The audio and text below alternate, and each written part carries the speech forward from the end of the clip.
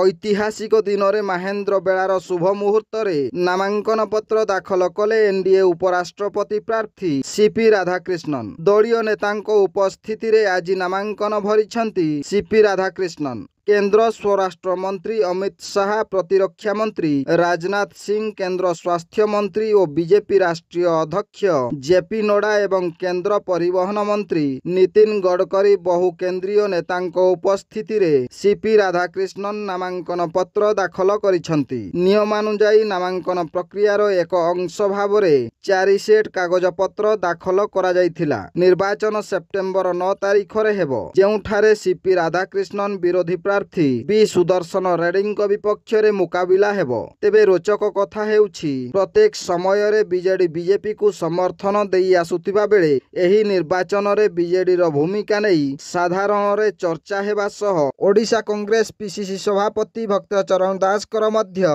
BJD रो भूमिका उपरे तीक्ष्ण नजर रहिथिबा मत प्रकाश पाउछि। ब्यूरो रिपोर्ट, जनजागरण ओडिया। वीडियो गुडी को आपण मानको भलो लागुथिला हम चैनल को सब्सक्राइब करिवा सह लाइक शेयर करिवा को भूलंतु नाही।